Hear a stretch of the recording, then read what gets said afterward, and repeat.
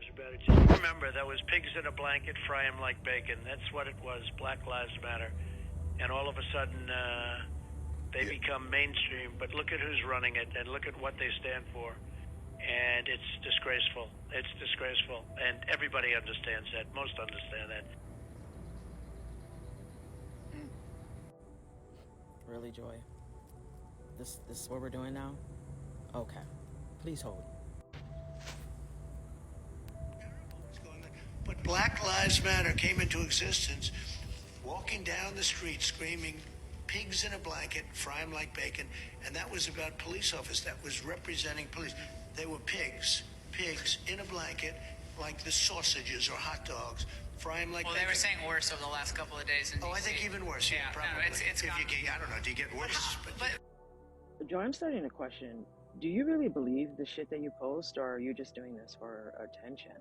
Because at this point, you should have known to do your due diligence to understand that he has said this quote in many interviews. This was just one where he talks about the first time he ever saw Black Lives Matter, they were saying, you know, pigs in a blanket, fry them up. I mean, I don't understand. It's clear that he's referencing the police, but you clip this and then you put it on your social media. You got people on you in your comments talking about put it on your show when you are trying to make it as though he's referencing Black people, when you know that he's referencing the cops and talking about what Black Lives Matter said. Stop doing this shit for clickbait. It's getting old and it's played. You calling out Black MAGA? Listen, we do our due diligence, unlike you. We're not here to try to make you believe and manipulate some shit that's not really happening, okay? That's what you are good at. We're not asking for you, so don't ask for us. Go find something else to do with your free time.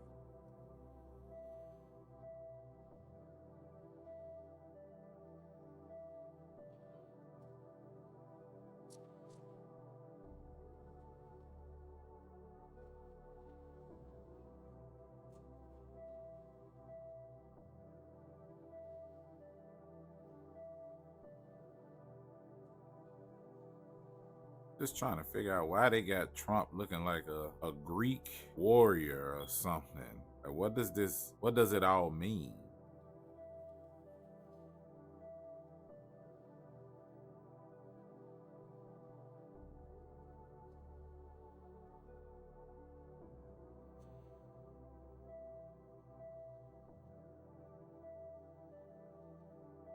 Was this done in America? You got the pyramid with the eye in the middle. What does it mean?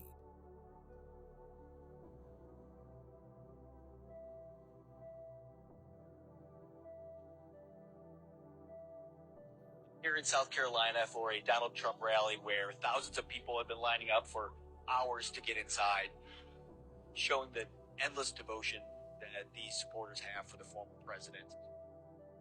One of the more striking ways we see this impassioned loyalty from Trump fans is at the end of his rallies, where there's a sudden shift in tone, where he goes from very high energy to almost a solemn church-like atmosphere. Trump gives a 10 to 15 minute sermon, preaching to his crowd, his faithful flock of supporters.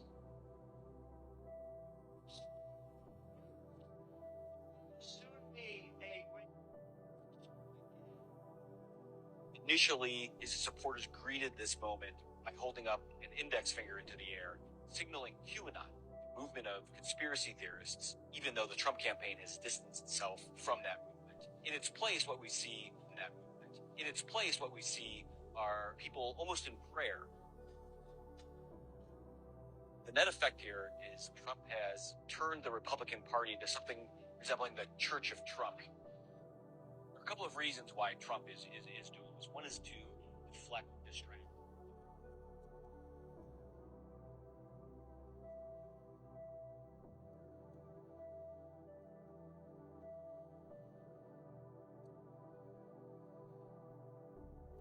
Y'all think Trump is trying to get to a dictatorship, or is he just running a great campaign? Can I ask all my sisters, and when I say sisters, I'm referring specifically to Black women. Can I ask all my sisters a question? Do y'all recognize when someone is manipulating you or trying to get over on you? No. And I'm not talking about after the fact, when you've already been manipulated and played. I'm talking about in the moment. in real time, are you able to recognize the play as it's happening? Zora Neale Hurston. This sister was a famous black author during the Harlem Renaissance, and in her best-selling novel, Their Eyes Were Watching God, there's a quote that says, "Black women are the mules of the earth." And as I'm watching how so many of our sisters are rallying behind this woman right here, I can't help but to think of that quote in that book. Whenever it's time to push a cause or an agenda, everybody always uses and manipulates our sisters. Everyone uses black women as the workhorse to bear the burden and to push forward their own agenda and their own cause, while black women reap none of the benefits. To be clear, so I'm not going to sit here and say I'm going to do something that's only going to benefit black people. So you can't do anything specifically for the black community when your entire career was built on the back of the black community. You went to an HBCU. Those that may not know, HBCU stands for Historically Black College or University. You pledged a black sorority, and when it was time for you to garner support, you again reached out to the black community. It's interesting to me how you can't do anything specific for the black community, but you are able to sign the Stop Asian Hate bill with Joe Biden. You had no problem doing something specific for the Israeli and Jewish community, Which is why I support the United States commitment to provide Israel with $38 billion in military assistance over the next decade.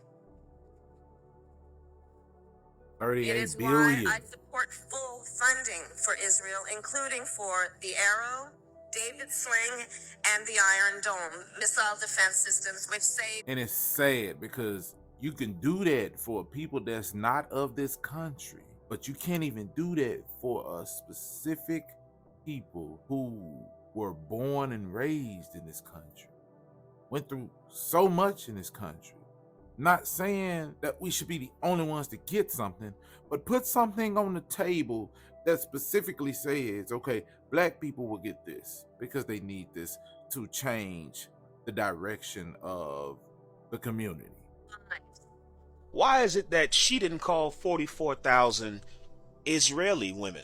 Why didn't Kamala Harris call 44,000 Asian women? Because she understands, just like every politician, if you want to push a cause further, you have to use black people and you have to get black women on your side. And make no mistake about it, this is not against Kamala Harris specifically. This is the pattern with all politicians. Donald Trump, Barack Obama, Bill Clinton, you can run down the list. They all pander and manipulate the black community when it's time for support, but we get nothing out of the deal. And Kamala Harris is simply following that pattern and using you sisters. And in the end, you will not get anything out of the deal. Those are facts. We never do. We never do. At least I can say that when Trump was in office, he put things in place where we all could get our hands on something to change our lives for the better. Democrats never done that. One thing Trump did, Trump put money in the communities. He did. Or opportunities to make money. He did that. I can attest to that one. Dying for a religion does not make it true. Just because someone was a martyr for their religion doesn't mean that the religion was true. People die for insane reasons all the time. For thousands of years, people have died for their religion. All kinds of religions, not just your special religion, but their religion. So don't buy into this stuff about, well, it had to be true or he wouldn't have gave his life for it, because that is not true. People die for insane reasons all the time. And again, Christians, get out and vote just this time. You won't have to do it anymore. 4 more years, you know what? It'll be fixed. It'll be fine. You won't have to vote anymore, my beautiful Christians. I love you, Christians. I'm a Christian. I love you. Get out. You got to get out and vote. In 4 years, you don't have to vote again. We'll have it fixed so good you're not going to have to vote. Y'all notice how he threw that "I'm not Christian" in there smooth like that? Trump a fool, I'm telling you. I'm done. I'm being driven crazy by this bullshit. I'm going to tell you, I feel I feel like if you fall into the poison in the well and drink the water of the two-sided arguments that are going on in politics right now, you're going to hate the other side. No matter what, you're going to hate the other side, because stupid people don't like that you're not voting for Kamala because she's black. You're supposed to be voting for Kamala because you understand the assignment. She's black, you're supposed to vote for her. Smart people can't stand the stupid people. I'm one of those. It's very clear that the smart people are on the conservative side. Why? Because we believe in putting controls in place to limit the absolute astounding stupidity of human beings to be able to destroy themselves. So we want rules in place. Democrats do not want rules in place. They want the freedoms to be able to be irresponsible, to be callous and degenerate and promiscuous and perverted. They want to live in a world where it's okay to permit those things, and that's a perversion of our nature itself. Our nature is to improve, to build, to love and to care for one another. What's happening right now, what's been created by the Democrat side, the liberal side, the so-called liberal side, these liberals, these are demons. The devil said, choose a side. Where am I going to get in the easiest? Damn it, these conservatives, there's too many Christians among them, and they love God, they love the Lord, but these fucking Democrats, ooh, I can get them. Oh, it's easy to take them. All they want to do is blow each other and get high and drunk and change their sex and cut the wieners off and do stupid shit. Let's go. We're partying with the Democrats.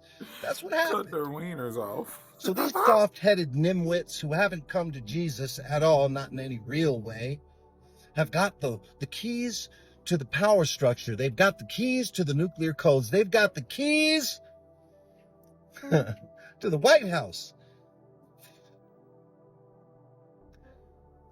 And they got the keys to mainstream media. And so that messaging is coming in and tapping you on the fucking forehead all day, every day, all day, every day.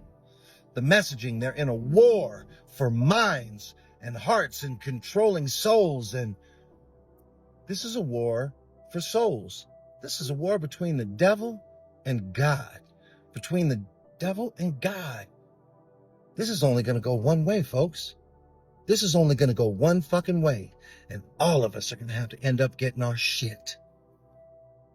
Because these sick, perverted, twisted, demonic motherfuckers, they're going to force our hand all the way to the end. And we don't want to live in the world that they live in. We don't want to give up our souls. And so how is it going to end? Think about it. Look, stay ready. Then you won't have to get ready. That's what I always say, huh? Just imagine if the country was ran by nothing but Democrats, right? Well, just either side, Republicans or Democrats, right? And we know now that the Democrats are in the office, right? Just imagine in the legislative, the House, the Senate, when once a Democratic president gets elected, then the House, the Senate, all the legislative sides, they all have to be Democratic. Imagine what that world would look like. What is your take on Trump? Is Trump a racist? I don't think so. I've talked to a number of black entrepreneurs who back in the late 80s and 90s, early 90s, were trying to get financing. They couldn't. Somebody told them to go check with Donald Trump.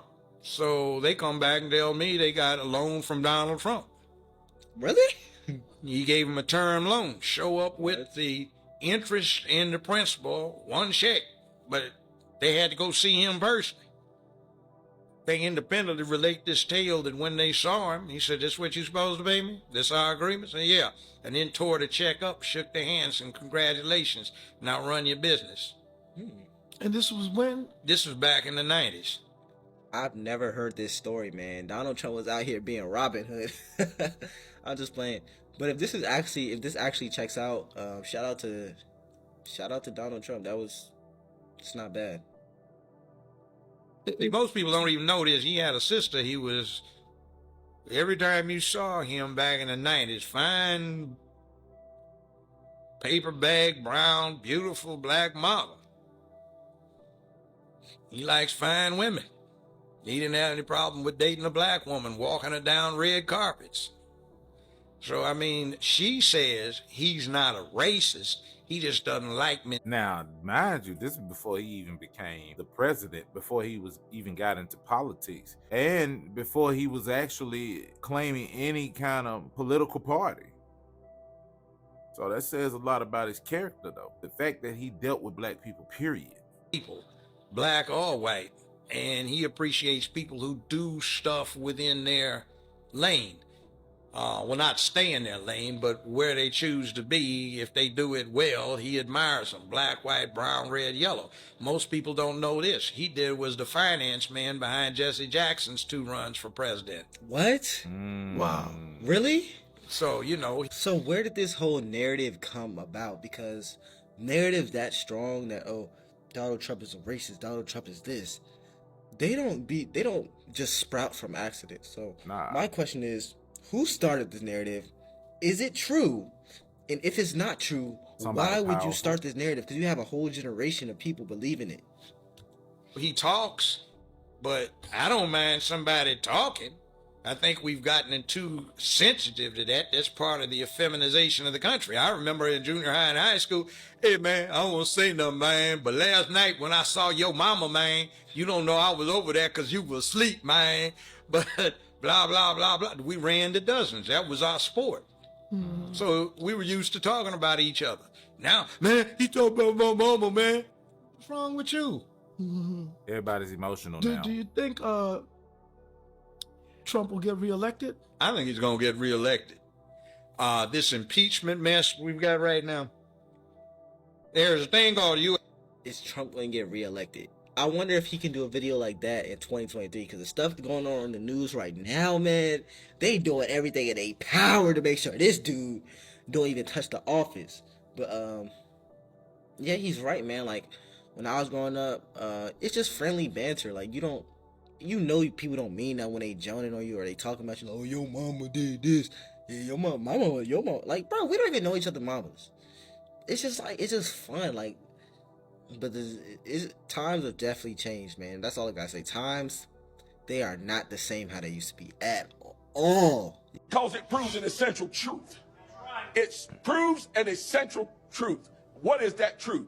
The simple truth of the matter is this. They call us the right. We sit on the right. And we not only get called the right and call ourselves the right and sit on the right, we are right. There you go. We are right about every single solitary issue. When we say, shut that border down and deport those who are dangerous to our country, we are right. When we say, children should not be sexualized, we are right. And this nation knows it. When we say that it's your money, you earned it, you worked for it, the government should not be picking your pocket, we are right. See, we are right. Yes, sir. Too many of us are ashamed to be right, though. Some of us, we go to work and folks start talking about politics. Man, they're a start preacher or standing up something. saying, I think Joe Biden's doing a wonderful job. And he's a nice man, because that President Trump is just mean. I just don't like the things that he says. He's just mean and arrogant, and he's a bully. If I hear that one more time, I am going to go crazy. This man is fighting. Let's listen to people he's fighting. He's fighting almost the entire news media. Yep. He's fighting all the Democrats. He's fighting all the communists. He's fighting all the socialists. He's fighting all of our enemies across the ocean. Yep. And sadly, he's fighting half the Republicans. How is this man a bully? How is he a bully? You see, we hear that at work sometimes. Some of us are a little shy about stepping up, standing up, saying anything. People look at us and say, why are you a Republican? We say, well, you know, my mom voted Republican, and I like Ronald Reagan. I think he did a great job in I like Reagan. And so that's why I'm a Republican. We shy away from the truth. We don't want to look at that person and say, you know, well, wasn't it the Republican Party that was formed to stand up for the Republic? Not the democracy like you see played on the news every day. You see, them folks want the democracy. They want the mob to rule. They don't want this republic. And they don't want Republicans standing up for the republic. You're going to tell them that, yeah, wasn't it? Well, they say, well, the Republican Party is the party of old white men. Well, he's speaking facts, man.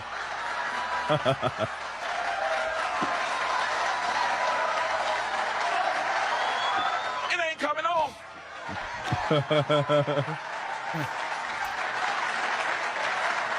And while we're on that subject, wasn't it the Republican Party that fought a war to free the slaves?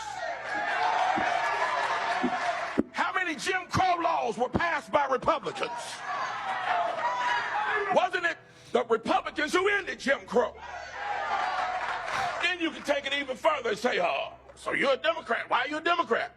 You know the Democrats were the ones that were in favor of slavery. They were the ones in favor of the Confederacy. They were the ones that created Jim Crow. They are the ones that made the laws. And they are the ones that fought like hell to keep them. Until they found out a different way to enslave people. Boy, he preaching. He is preaching. Welfare, instead of giving them slave shacks and shackles, they decided they were going to give them welfare checks and the ghetto. Slave shacks and shackles. You see, there are truths that nobody wants to talk about. Not the news media. Not the college professors. I'm getting excited up here, guys. Not the college professors. Nobody wants the front row. Y'all better watch out, bro. Woo. Spitting fire up here today. Y'all better watch out. Nobody wants to talk about it. But I'm going to talk about it. I'm going to talk about it. And you should too. You should run and go tell the good news of why you're a Republican. You can take it all the way back to 1860 and bring it all the way up right now to 2020. You look at the states that are run by Republicans. Now, I'm going to say this. That's Mark Robinson. I think he's running for governor of North Carolina or something like that, right? But you got to do your due diligence because he done said some shifty things in his past, you know, as a political leader or some sort. I don't know what he was before this, but yeah, he done said some things. And but I, for one, believe in, you know, people can redeem themselves in many ways. I'm Lieutenant Governor Mark Robinson, here with my wife, Yolanda. In recent days, a Facebook post I made 10 years ago has resurfaced where I referenced paying for an abortion. Over 33 years ago, before we were married and before we had kids, we had an abortion. It was the hardest decision we have ever made. Sadly, we made the wrong one. Maybe this is one of them ways. I don't know. But he was saying a whole lot of factual things up there, you know, especially when it comes to, you know, the black community, you know, and he's relaying the message to black people the way that we understand. Like, it's like giving that black church feel. The black elite is crashing the fuck out. They crashing out. They don't know what to do because black people have finally woken up. You will no longer hoodwink up these identity politics that y'all been doing for 90 fucking years. You got Stephen A. Smith interviewing Roland Martin. Quote unquote perfect candidate. But you know what she is at this moment in time? The best the Democratic Party's got. She's certainly better than Joe Biden. I don't believe she'd be better than Michelle Obama, but that ain't an option. And so that makes her the best we've got. And when you consider her prosecutor's background, when you consider her intellect, when you consider how feisty she can be, when you consider how she could pick Donald Trump apart in terms of the lies that he may tell, and she's younger. You got Angela Rye crying like a baby because she just cannot believe that they don't have a black vote signed, sealed, and motherfucking delivered. Post article came out about black people in Detroit not wanting to vote for Joe Biden and potentially voting for Donald Trump. When the uncommitted option came out, there were 100,000 plus people that voted uncommitted. Saying you're a shield for the Democrats. But I think, Tip, that's their perspective. Yeah. And I think everything that's a different perspective isn't nuts. Like sometimes when people are so hurt and damaged, they go and do the other extreme thing, and it is not okay and it's not cool, but it doesn't just happen politically. And I think it is irresponsible. Like, fine, you guys didn't like the video. Cool. That's not the point. If we're only talking to ourselves, that little bubble is going to continue to shrink until we suffocate. And you got black immigrant Joy Reid trying to tell black America what the culture is. Baby, what is the culture? Explain to me what the culture is, because you ain't even the culture. I just gotta say it. I just gotta say it. That's lady here. Given the just stratospheric entrance of Vice President Kamala Harris into the presidential campaign, and she has now secured enough delegates to become the nominee, you're going to look real crazy being on the other side of that line, particularly as a person of color, but really as anyone who claims to have any connection to the culture. You're going to look real weird and real lonely on that side. The door needs to close behind Amber. And she looked crazy over there. But shut the door behind her. You really are going to look crazy being on that side, given the cultural phenomenon of Vice President Kamala Debbie Harris. I want to say this. A lot of black elites, black media, black celebrities, really celebrities in general, the media in general, they have vested interests in who they're trying to tell you to vote for, okay? The black elites that are pandering, they do not live in your neighborhoods. So they are not suffering from the disadvantages in your neighborhoods. They're not. They do not send their kids to the schools that are underfunded in your neighborhood that lack the resources or quality teachers, right? Right. These are multi-millionaires. And the lack of quality health care that we get, they have private health care. I say this to say, them telling us what's the best thing for us is irrelevant because they don't live with us, they don't live among us, they don't experience life as we do. So why would we listen to them and go along with them and what they say to do? It's about we, the people. And I have decided the best way forward is to pass the torch to a new generation. That is the best way to unite our nation. This is a selfless act, something that very few politicians would ever do. President Biden will go down in history as one of the nation's greatest presidents, accomplishing more in nearly 4 years than most presidents do in 8 years. Wow. Congresswoman Gabbard, you took issue with Senator Harris confronting Vice President Biden at the last debate. You called it a, quote, false accusation that Joe Biden is a racist. What's your response? I want to bring the conversation back to the broken criminal justice system that is disproportionately negatively impacting black and brown people all across this country today. Now, Senator Harris says she's proud of her record as a prosecutor and that she'll be a prosecutor president, but I'm deeply concerned about this record. There are too many examples to cite, but she put over 1,500 people in jail for marijuana violations and then laughed about it when she was asked if she ever smoked marijuana. She blocked evidence. She blocked evidence that would have freed an innocent man from death row until the courts forced her to do so. She kept people in prison beyond their sentences to use them as cheap labor for the state of California. And she fought to keep cash bail system in place that impacts poor people in the worst kind of way. Thank you, Congresswoman. Senator Harris, your response. As the elected Attorney General of California, I did the work of significantly reforming the criminal justice system of a state of 40 million people, which became a national model for the work that needs to be done. And I am proud of that work. And I am proud of making a decision to not just give fancy speeches or be in a legislative body and give speeches on the floor, but actually doing the work of being in the position to use the power that I had to reform a system that is badly in need of reform. That is why we created initiatives. I know that Kamala is receiving a lot of flack, but let me say this right here.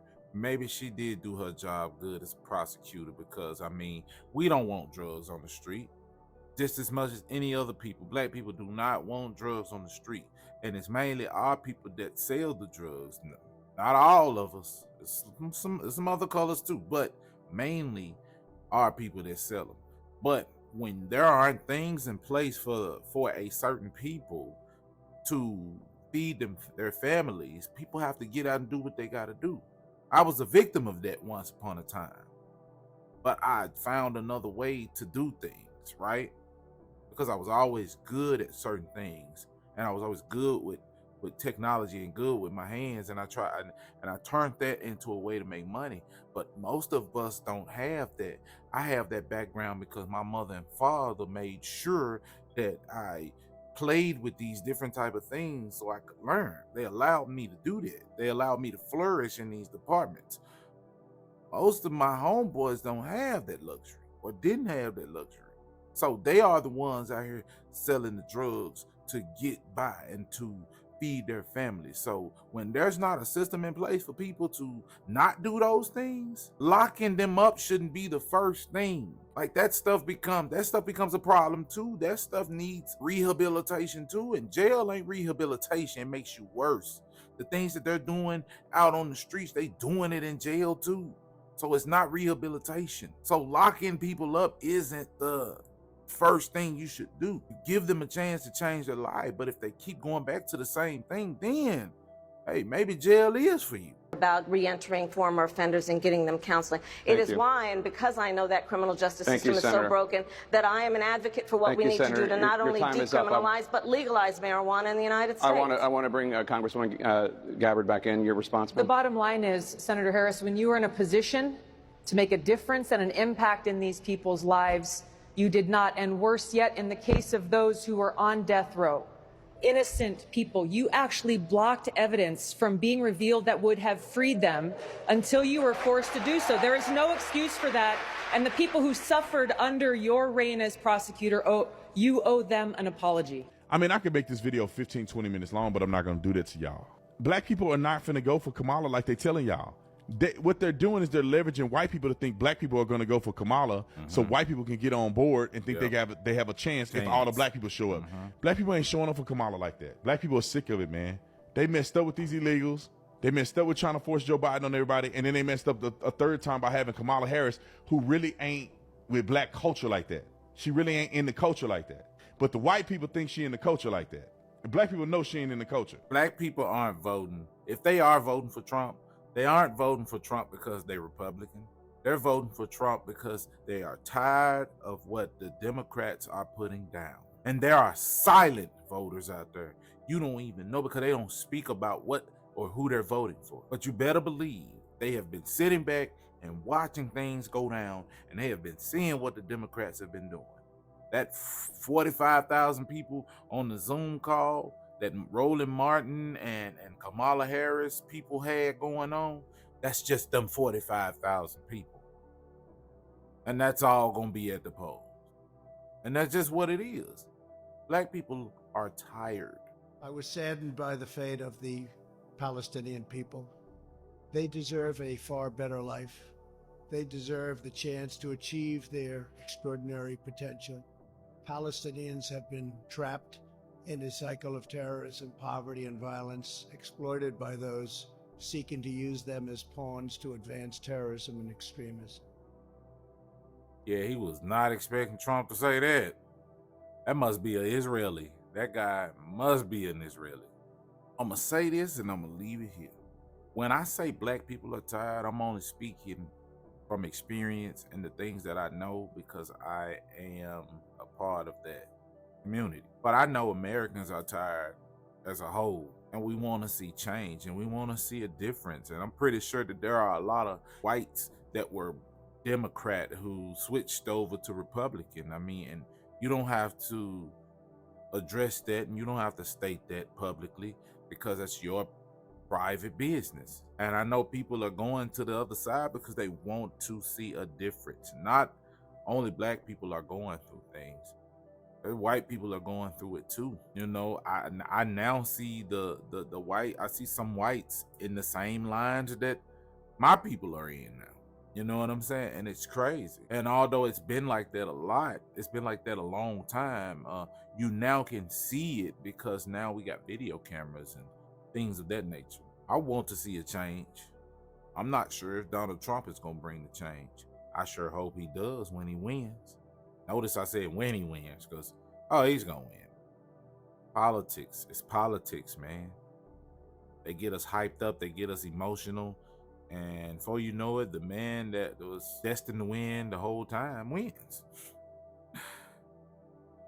I'm not even going to say your vote don't matter, but I mean, you know, we know what y'all know. Y'all saw what Trump went through that last election, and how he was claiming that they had set it up and they got rid of a lot of the votes, and they was burning some of the votes. You remember that? You know, you got to have some power to do some stuff like that. The Democrats played their part. I really believe they did. But the G word, if you think the G word is going to make it easy for that man to get in there, you got a whole nother thing coming. And that's why it's important that you go out and you vote. Men and women lie. Numbers don't. So they can't deny the numbers if the numbers say that that man won. It's really ridiculous that we have to promote and force people to go vote, and that's how far we have come from democracy, and now we look at it as if it don't even matter anymore. Like, you know, some people just don't care. Some people out there saying, man, I ain't even voting because it don't matter if I vote anyway. I was like that. I had that mindset, man. I did, man. It had got to a point where there were no candidates that were running that I actually felt that would do anything for my community, you know. And I think Trump was running at the time, but it still hadn't hit me. You know what I'm saying? That, okay, this man could possibly trying to do some things. But when he got in office and I saw how much better things got, it changed my whole mindset about the dude. I had to see it though. You feel what I'm saying? Like, I'm not just gonna go off what somebody says. The work speaks for itself. It speaks for itself, and it did. And I feel like with me explaining that, for people who don't remember Trump's work, should hear me out, because I experienced that uplift. I remember when literally when Trump was in office, gas got back down to like $1 and something. I was enjoying putting $10 and filling up again. I was enjoying that. I hadn't enjoyed that since the early 2000s, before gas prices went through the roof. But bro, when he got in there, the gas went down. I was able to afford a place and still have money to take my kids places. And man, it was a decent time for those 4 years. Those 4 years he was in office, man, the dude did so much. He did so much that the other presidents before him messed up so bad. He undone all of that. He undid it. And the Biden administration came right back in and messed it all back up. All the gas prices went back up to $2 and something. I'm ready to see $1 prices again. I can deal with that. I would never ask for 98-cent gas. But if we can get to 160 to 170, I'm good. If I could put $10 in my tank and fill it up, I'm good. These are the things that matter, because if I could put $10 in the tank and I still got $100 and something in my pocket to play with, or $300 or $400 to play with, I can ride the streets and not be stressed out. And I can go and visit my family. And people don't even realize that's a part of the reason why families don't get together no more, because gas prices are so high and the need to get around is crazy now, you know? And even though the gas prices have been teeter-tottering for a while, between 2 and 3, you know, when it goes down to like 260, 270, bro, that's a relief. That's a relief. I'm ready to see change, man. I'm ready for these opportunities for small businessmen like me to come in so I can continue to build my business up outside of this YouTube thing and the other things that I do. You know, I'm ready to see those things become, I'm ready for the fundage that's gonna be present like it was then that helped me start this stuff.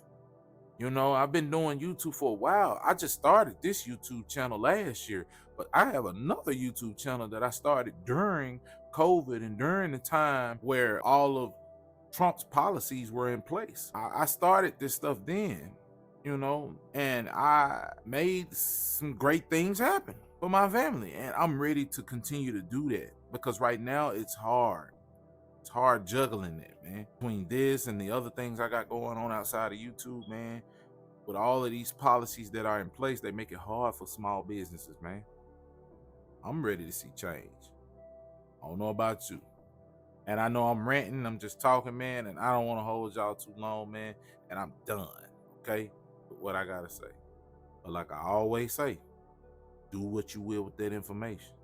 And hey, if you like what you saw, make sure you like, comment, subscribe, turn on your notification bell so you know when I upload. Get in the description, follow all my social media. And remember, challenge the argument and not the person.